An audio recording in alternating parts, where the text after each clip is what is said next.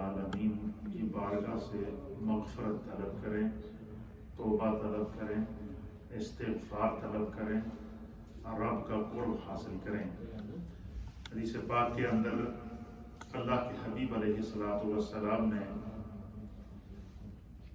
اللہ کی طرف رجوع کرنے، دل میں خشیت الہی اور خوف خدا پیدا کرنے اور طرح طرح کے انعامات اور اکرامات سے نوازنے کی تعلیمات ارشاد فرمائی ہیں۔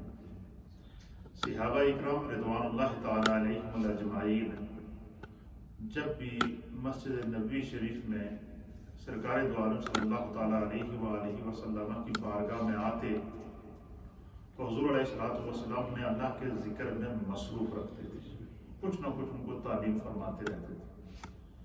تسبیحات کرو، فرائض کے بعد یہ پڑھو، تلاوت کرو، نماز ادا کرو، یہ کرو گے تم قرآن کا ایک حرف پڑھو گے اس کے بدلے اللہ تمہیں 10 نیکیاں عطا فرمائے گا، سبحان اللہ و بحمدہ سبحان اللہ العظیم پڑھو، استغفار کرو۔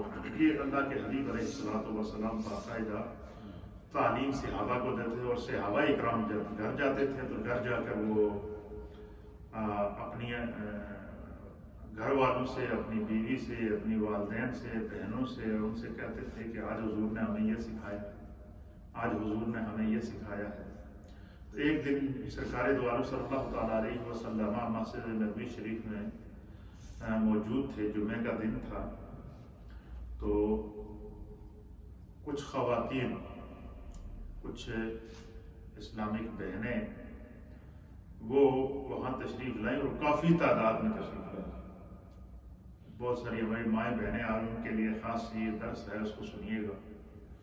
بہت ساری خواتین جو ہے وہ کافی تعداد میں مسجد نبوی میں تشریف لائیں اور انہوں نے حضرت بلال رضی اللہ تعالیٰ عنہ کے ذریعے نبی پاک صلی اللہ علیہ وسلم کی بارگاہ میں درخواست بھیجی کہ یا رسول اللہ، آج مدینہ طیبہ کی بہت ساری خواتین یہاں جمع ہیں اور وہ آپ کی بارگاہ میں کچھ استغاثہ پیش کرنا چاہتی ہیں، کچھ درخواست پیش کرنا چاہتی ہیں، تو آپ کا وقت درکار ہے۔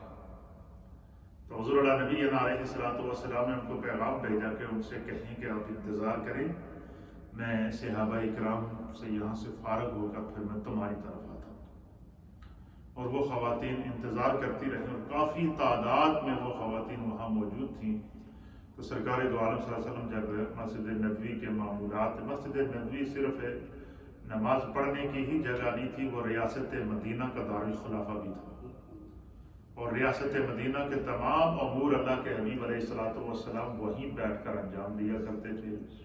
اسی طریقے سے ریاست مدینہ کے تمام امور حضرت سیدنا ابوبکر صدیق رضی اللہ تعالیٰ عنہ نے، خلیفہ اول نے اسی مسجد کو دارالخلافہ بنائے رکھا، فاروق اعظم نے اسی مسجد کو دارالخلافہ بنائے رکھا، اسی طریقے سے جو ہے وہ عثمان غنی رضی اللہ تعالیٰ عنہ نے اسی مسجد کو دارالخلافہ بنائے رکھا، مولا کائنات حیدر کرار رضی اللہ تعالیٰ عنہ نے اسی مسجد کو دارالخلافہ بنائے رکھا۔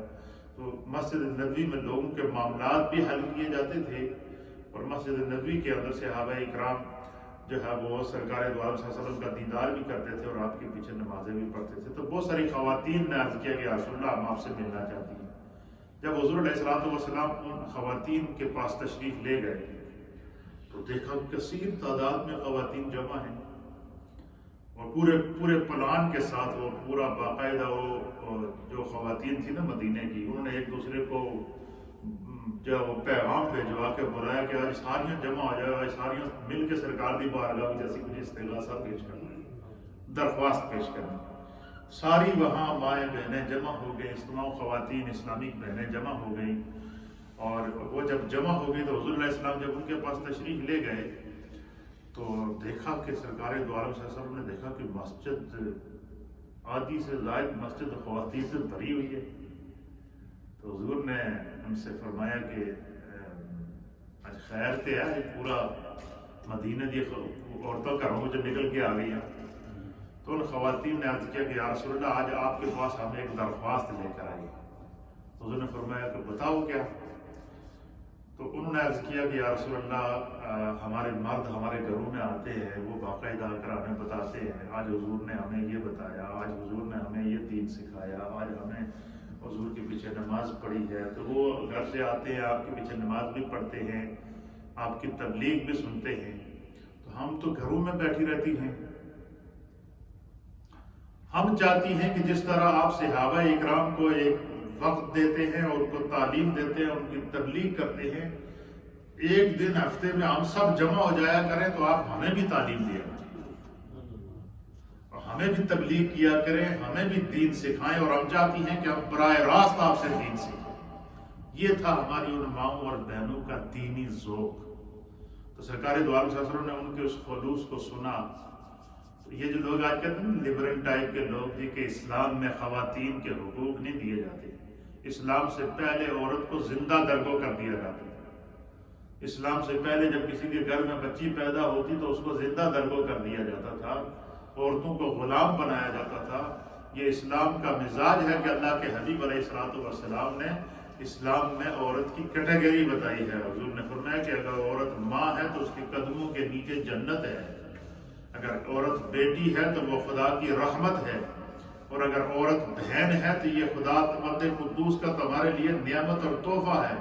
تو اب بہن کی محبت، بیٹی کی محبت، بیوی کی محبت، ماں کی محبت، ہر محبت کی کیٹیگری میرے آقا نے پیدا کر دی تاکہ ہر گھر کے اندر جو بندہ جس وقت جائے، جب اس کے سامنے ماں آئے تو ادب سے نگاہیں جھک جائیں، جب اس کے سامنے بہن آئے تو اس کے اوپر اپنی محبت کے ساتھ اب اس کے سر پر اپنا دست شفقت رکھے، جب اس کے سامنے بیوی آئے تو وہ اس کے حقوق کو پورا کرے.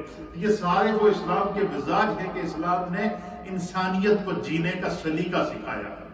تو ان خواتین نے میرے آقا علیہ الصلوۃ والسلام کی بارگاہ میں کیا مطالبہ کیا کہ جس طرح مردان تجھے دین پڑھا دے ایسا سانوں بھی پڑھاؤ. تو اسلام میں عورتوں کو تعلیم دینا، عورتوں کو باقاعدہ ان کے لیے الگ درسگاہ قائم کرنا، یہ میرے مصطفیٰ کریم صلی اللہ علیہ وسلم کی سنت ہے. اور آج سے 1400 سال پہلے خود مصطفیٰ کریم نے اس کو جب ہوا گیا.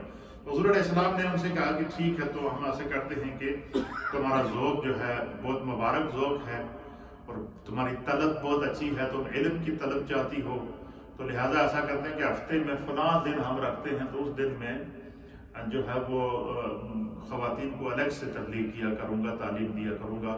تو پھر وہ دن مقرر کیا گیا. تو پھر جب وہ دن آیا تو مسجد نبوی شریف خواتین سے بھری ہوئی تھی. کیا تھی؟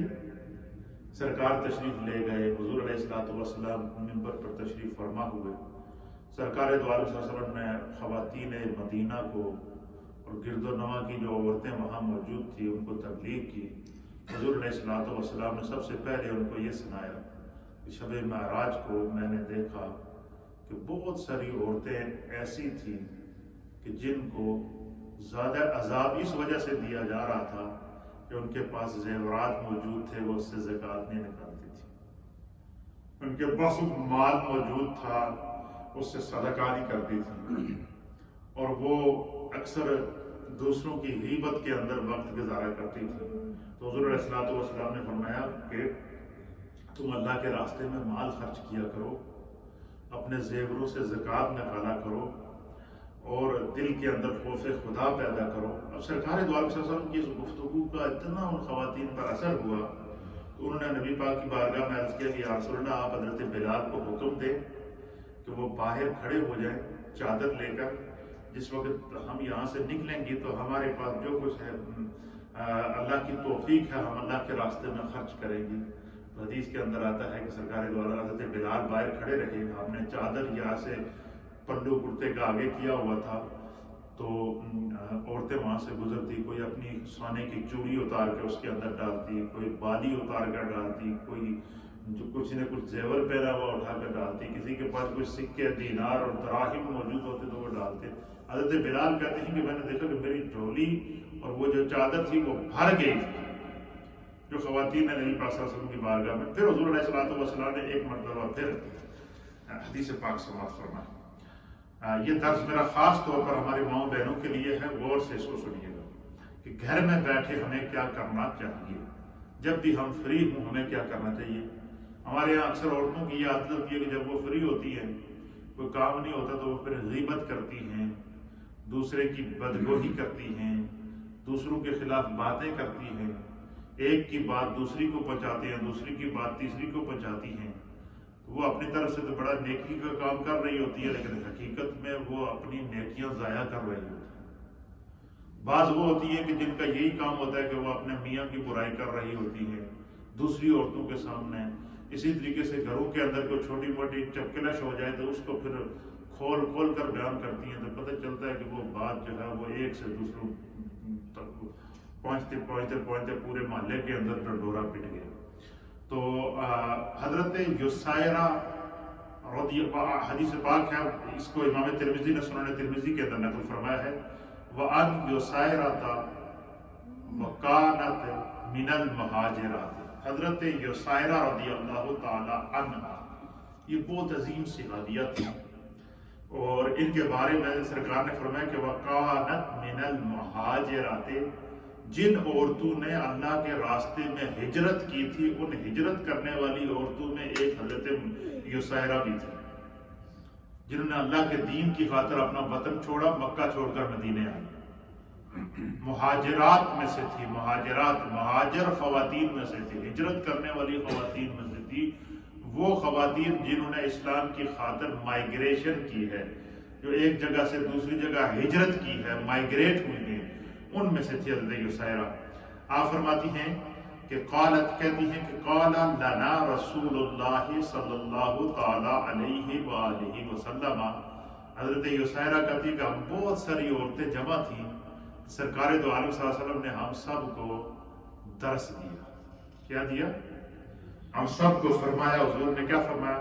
سرکار نے فرمایا علیکن بالتسبیح والتہلیل والتقدیس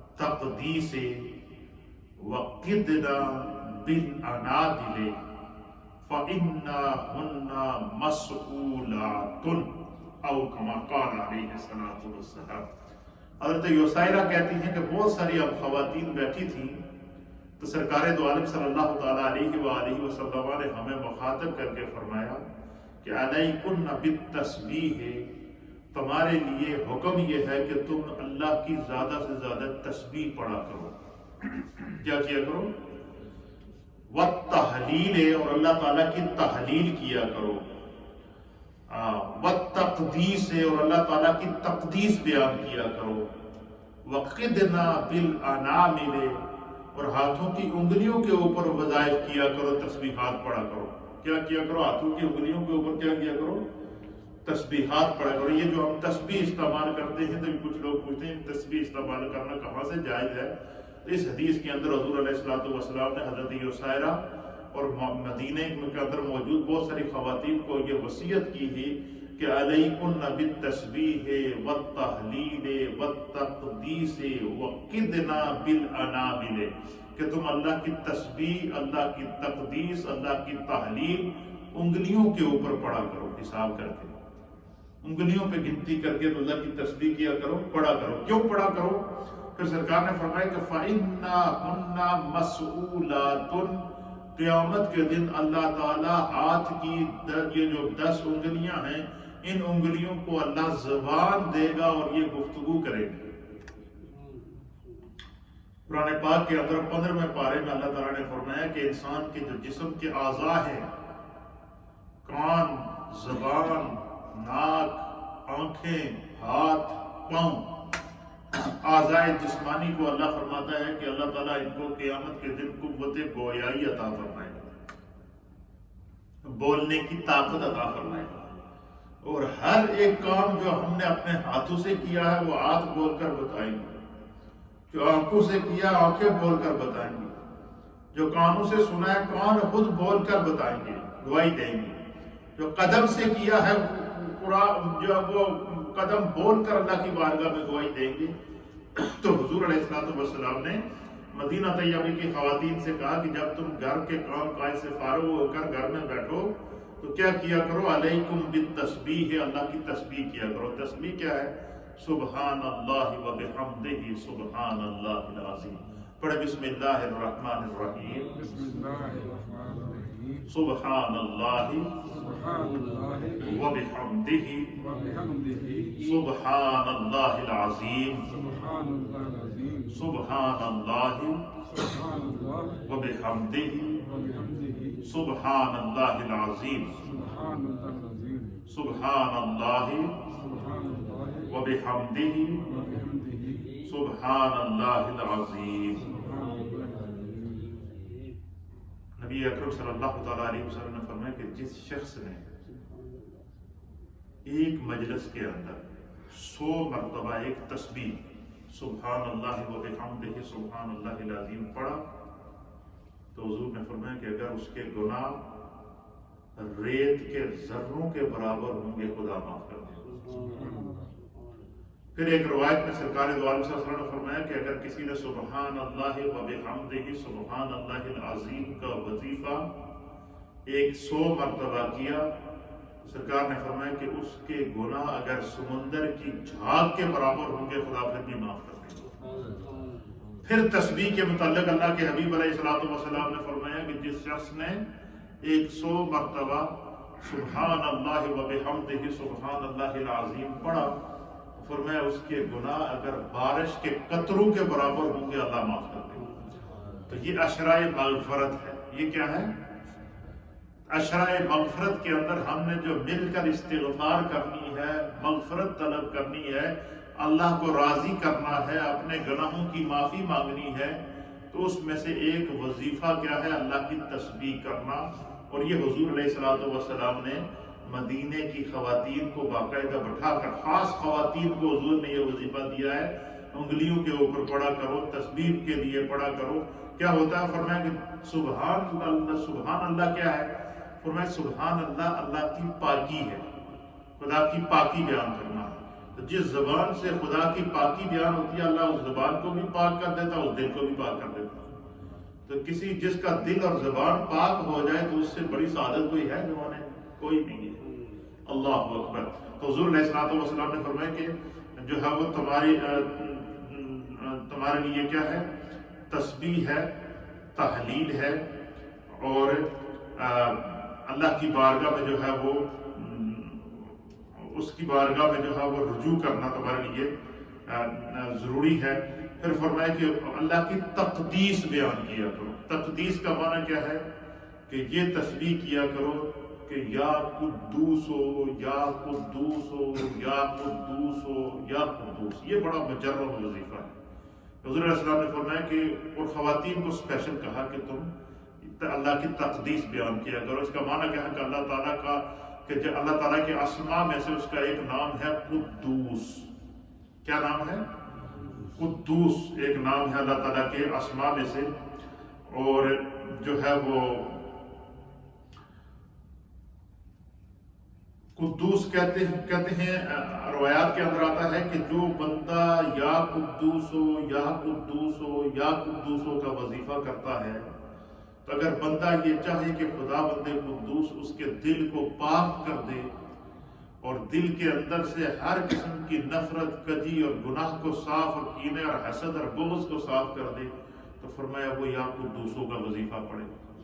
ایک روایت کے مطابق علماء اور صوفیاء نے لکھا ہے کہ کوئی بندہ اگر یہ چاہے کہ اس کا دل نرم ہو جائے، کئی لوگ ہوتے ہیں ان کے دل بڑے سخت ہوتے ہیں، ان پر کسی قسم کا اثر نہیں ہوتا، اور جب دعا مانگتے ہوئے یا خوف خدا جب ذہن میں آئے نا تو آنکھ سے آنسو نہ آئے اور جہنم کا ذکر سن کر دل پریشان نہ ہو، اور جو ہے وہ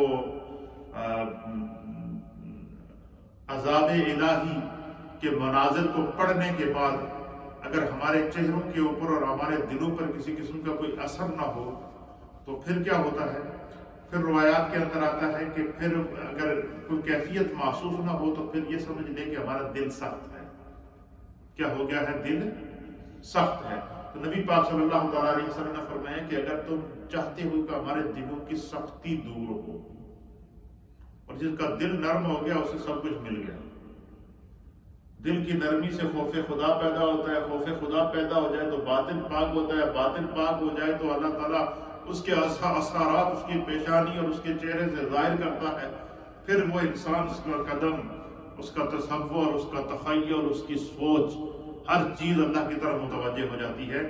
تو فرمایا کہ جو بندہ یہ چاہے کہ اس کا دل سخت ہے، نرم ہو جائے، وہ یا قدوس ہو، یا قدوس ہو، یا قدوس ہو، یہ وظیفہ ضرور پڑھا کرے۔ اور اس حدیث کے اندر حضور علیہ الصلوۃ والسلام نے خواتین کو اسپیشل فرمایا کہ اللہ کی تقدیس بیان کیا کرو۔ اللہ کی تقدیس سے مراد کیا ہے؟ اس سے مراد یہ ہے کہ یا قدوس ہو، یا قدوس ہو، یا قدوس ہو۔ تسبیح، تحلیل اور تقدیس میں لگی رہا کرو۔ یہ اللہ کے حبیب علیہ الصلوۃ والسلام نے خواتین کو، یعنی تسبیح کہتے ہیں سبحان اللہ کہنے کو، اور تحلیل کہتے ہیں لا الہ الا اللہ کا ورد کرنے کو تحلیل کہتے ہیں۔ تو حضور علیہ الصلوۃ والسلام نے اس حدیث میں کیا فرمایا کہ علیکن بالتسبیح والتحلیل والتقدیس۔ مدینے کی خواتین کو بٹھا کر حضور نے فرمایا کہ تمہارے ذمہ یہی بات ہے کہ جب بھی گھر میں فارغ ہوا کرو تو بجائے کسی کی غیبت کرنے، بجائے کسی کی برائی کرنے، بجائے کسی کے بارے میں برا سوچنے کے، جب بھی گھر میں ہماری مائیں بہنیں فارغ ہوں تو نبی پاک نے یہ وظیفہ بتایا ہے، ایک تسبیح ہاتھ میں رکھو تو سب سے پہلے اللہ کی تسبیح بیان کرو۔ تسبیح کیا ہے؟ سبحان اللہ و بحمدہ سبحان اللہ العظیم 100 مرتبہ۔ اور پھر فرمایا علیکن بالتسبیح والتحلیل، اور تحلیل بیان کیا کرو۔ تحلیل کیا ہے؟ لا الہ الا اللہ، لا الہ الا اللہ، لا الہ الا اللہ، لا الہ الا اللہ محمد الرسول اللہ، لا الہ الا اللہ محمد الرسول اللہ، لا الہ الا اللہ، لا الہ الا اللہ۔ اس کی تسبیح کیا کریں۔ حضور نے فرمایا کہ جب بھی خواتین گھر میں فارغ ہوں تو وہ کیا کریں؟ اللہ کی تسبیح سبحان اللہ و بحمدہ سبحان اللہ العظیم، اور اللہ کی تحلیل، خدا کا ذکر۔ تحلیل کہتے ہیں لا الہ الا اللہ سے یہ تحلیل ہے کہ لا الہ الا اللہ کا ذکر کرنا۔ تو حضور نے فرمایا۔ تیسری چیز کیا حضور نے فرمائی؟ والتقدیس ہے کہ تم اللہ کی تقدیس بیان کیا کرو، اور تحلیل لا الہ الا اللہ آپ کو کہنے کو کہتے ہیں، اور دونوں کے بڑے بڑے اجر و ثواب نبی اکرم صلی اللہ تعالیٰ علیہ وسلم نے بیان فرمائے ہیں۔ اور تقدیس خدائے پاک کی پاکی بیان کرنے کو کہتے ہیں، یا قدوس ہو، یا قدوس ہو۔ اللہ تعالیٰ نے قرآن کریم فرقان مجید کے اندر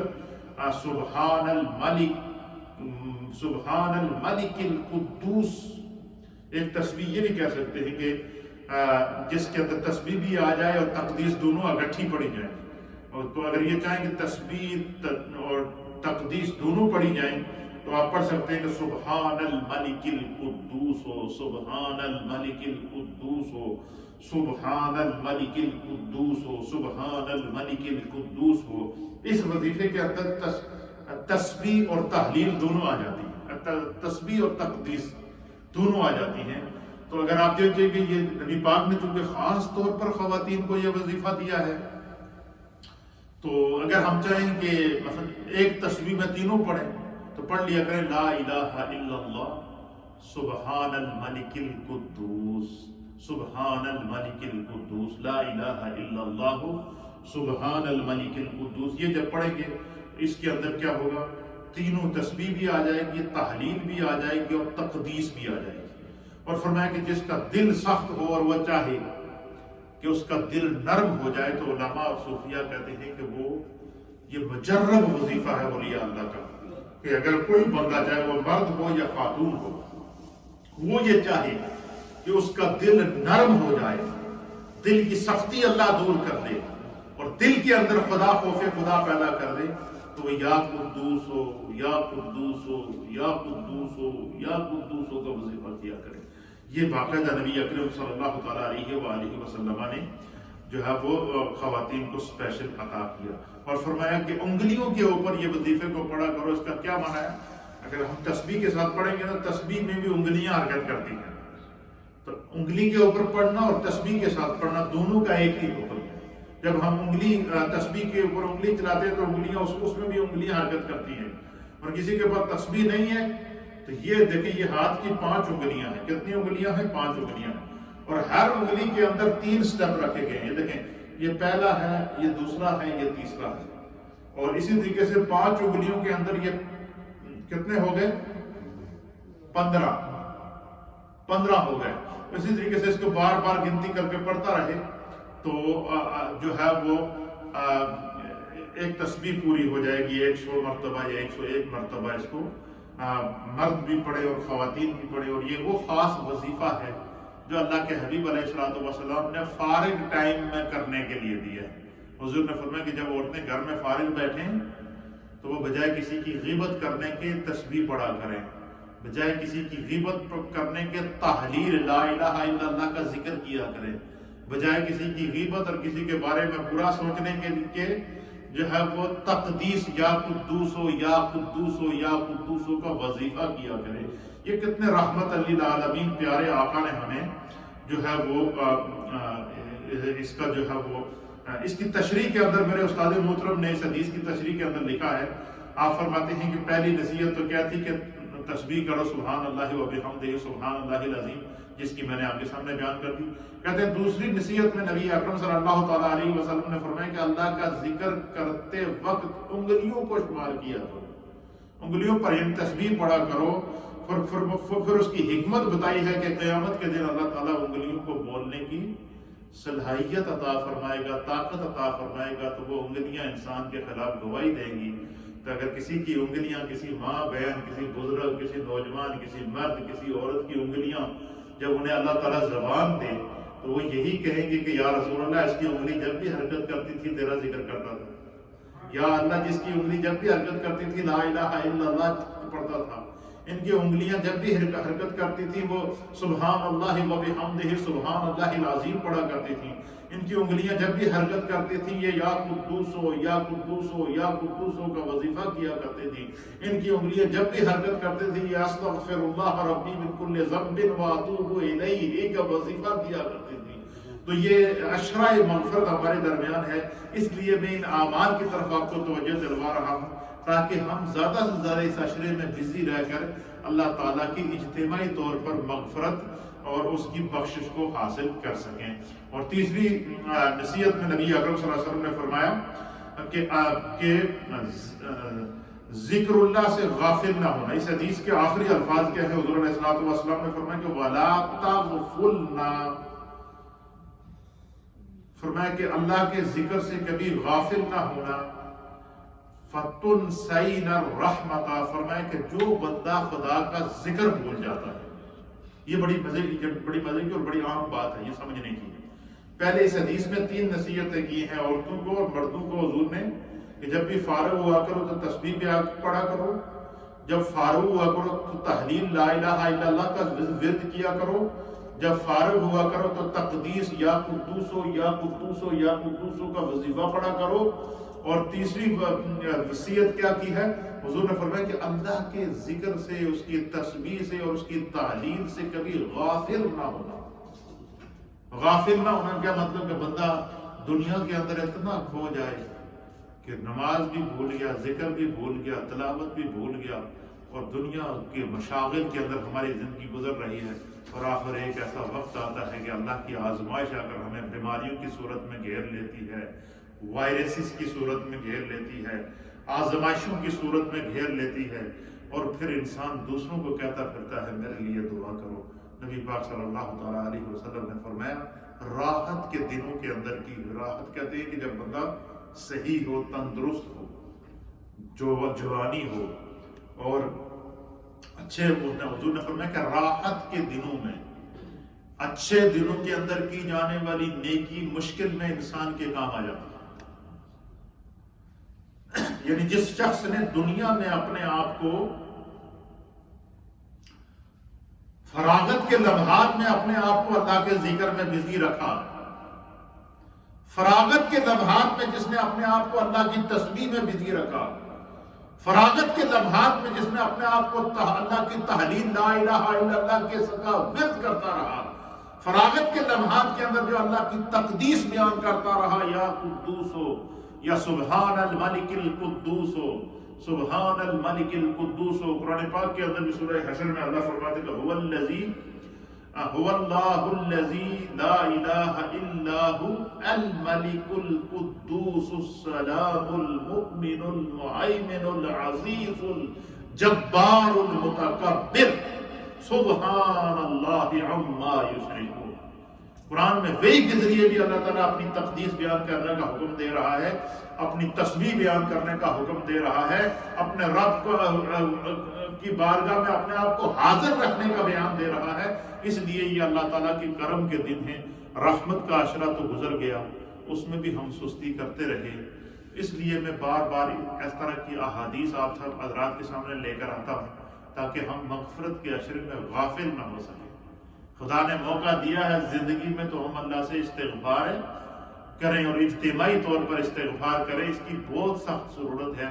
اور جو بندہ اجتماعی طور پر، انفرادی طور پر چلتے پھرتے اٹھتے بیٹھتے اللہ کی تسبیح کی عادت بنا لیتا ہے، ذکر کی عادت بنا لیتا ہے، تسبیح اور تحلیل کی عادت بنا لیتا ہے، تو فرمایا کہ پھر کیا ہوتا ہے، اس کا قلب جاری ہو جاتا ہے، پھر وہ کسی لمحے اس کے بغیر اس کو سکون ہی نہیں آتا، سکون ہی نہیں آتا۔ آج یقین کریں، میں آج ظہر کی نماز پڑھ کے میں پہلے تو تھوڑا سا وظیفہ کا مطالعہ کرتا ہوں، مطالعہ کرنے کے بعد ان دنوں میں نے ایک معمول بنایا ہوا ہے کہ ظہر کے بعد میں 1-2 گھنٹے تھوڑا سا قیلولہ کرتا ہوں۔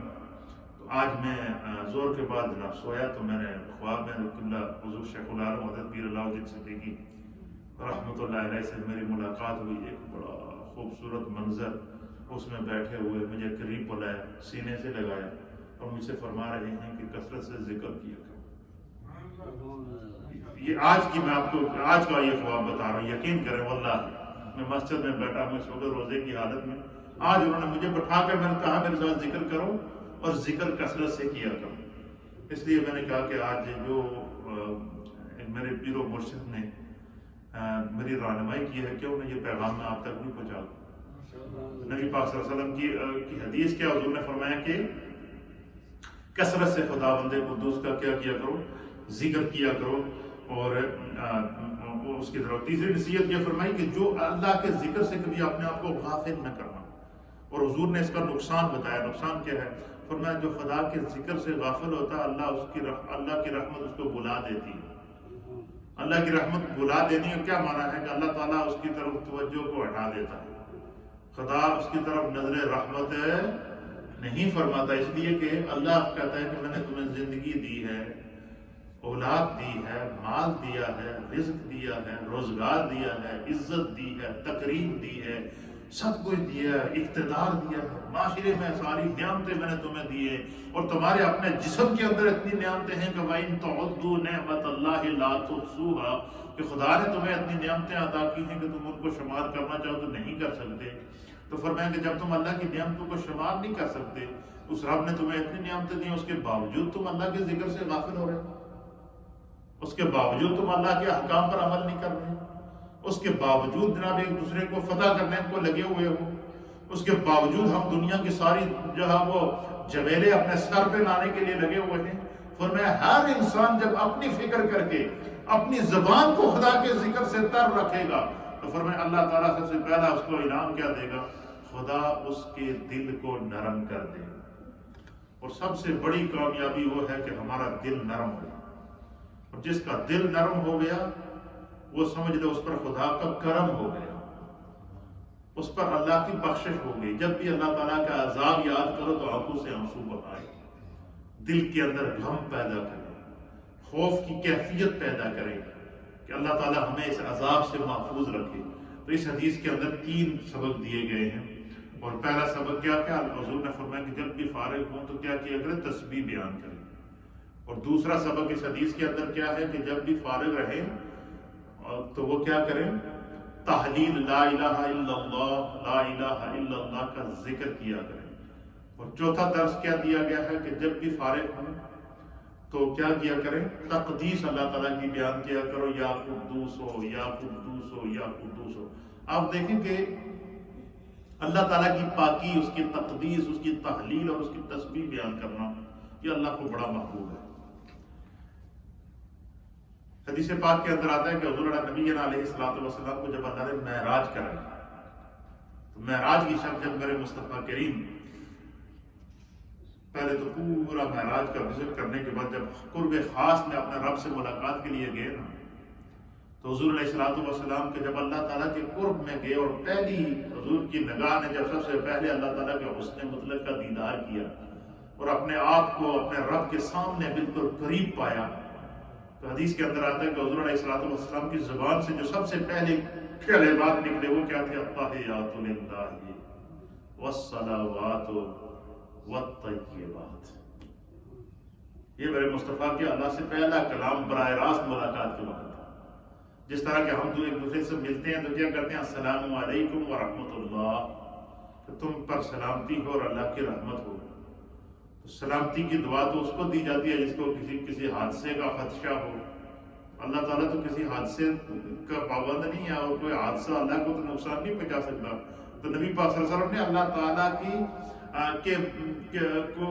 جو اللہ تعالیٰ کی جو شان ہے، آپ کی شان کے مطابق کلمات تعظیم تلاش کر کے اللہ کی بارگاہ میں پیش کی کہ التحیات للہ والصلوات والطیبات، کہ دنیا کی ساری تعظیمیں، ساری پاکیزگیاں اے اللہ تیرے لیے ہے، ساری عظمتیں، ساری پاکیزگیاں۔ تو حضور نے معراج کی شب اللہ سے ملاقات کرتے ہوئے اللہ کے سامنے خدا کی تقدیس بیان کی، اور اللہ تعالیٰ نے اس تقدیس کو پسند کرتے ہوئے کیا فرمایا؟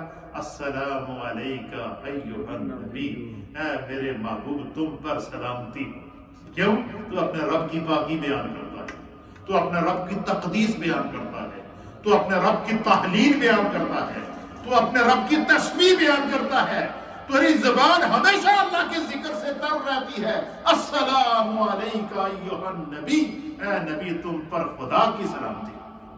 پتہ چلا کہ جو دنیا میں اللہ کا ذکر کرتا ہے اللہ اس پر سلامتی بھیجتا ہے، اللہ اس پر رحمت بھیجتا ہے، خدا اس پر کرم بھیجتا ہے، اور خدا اس دل کو نرم کر دیتا ہے، اور اس دل کے اندر خوف خدا اور خشیت الہی کے جلوے پیدا ہوتے ہیں۔ یہ اللہ تعالیٰ کا ہم پر کرم ہے کہ ہم اس کے گھر میں بیٹھے ہیں، عشرہ مغفرت کو سیلیبریٹ کر رہے ہیں۔ لہٰذا جس طرح ہم نے پورا عشرہ رحمت عصر اور مغرب کے درمیان کے روم میں بیٹھ کر ہماری ماؤں بہنوں نے ہمیں ریڈیو کے ذریعے اور پوری دنیا میں سوشل میڈیا کے ذریعے ہمیں دیکھا گیا اور ہمارے ساتھ اس عشرے کو سیلیبریٹ کیا، اور آپ خوش قسمت لوگ جو اس نیو مدینہ مسجد کے اندر اللہ کی یاد میں اس مسجد کو آباد کیے ہوئے ہم عشرہ مغفرت کو اجتماعی طور پر سیلیبریٹ کر رہے ہیں۔ اللہ تعالیٰ اسے اپنی بارگاہ میں مقبول اور معجور فرمائے۔ یہ بہت بڑی سعادت ہے، اور یہ خیر کی توفیق ہر ایک کو نصیب نہیں ہوتی ہے۔ جس دل کے اندر اللہ کی محبت موجود ہوتی ہے، خوف خدا موجود ہوتا ہے، اپنے رب سے اور اس کے محبوب سے عشق اور محبت موجود ہوتی ہے، اللہ تعالیٰ ان کے لیے کہتے ہیں رحمت حق بہانہ بھی جو ہے، اللہ کی رحمت بہانہ تلاش کرتی ہے، کسی ذریعے سے میرا بندہ میری طرف متوجہ ہو جائے۔ تو آج کیونکہ تقدیس کا ذکر ہوا، تحلیل کا ذکر ہوا اور تسبیح کا ذکر ہوا، ذکر سے ہم نے بات شروع کی تھی، تو ذکر پر ہم بات کر کے پھر افطاری کی دعا کی طرف بڑھیں گے۔ لا الہ الا اللہ، لا الہ الا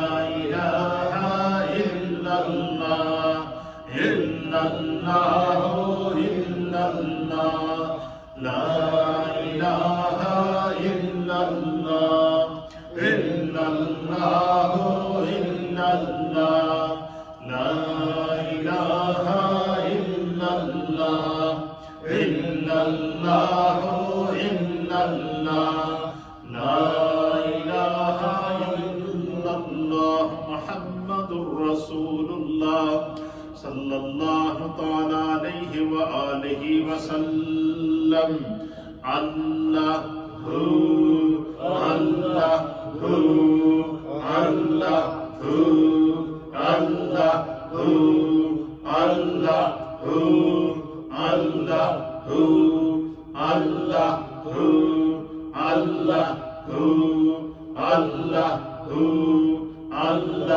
اللہ جل جلالہ. ایک دفعہ سورہ فاتحہ شریف، 3 دفعہ سورہ اخلاص شریف اپنے اپنے مرحومین کے ایصال ثواب کی نیت سے پڑھیں.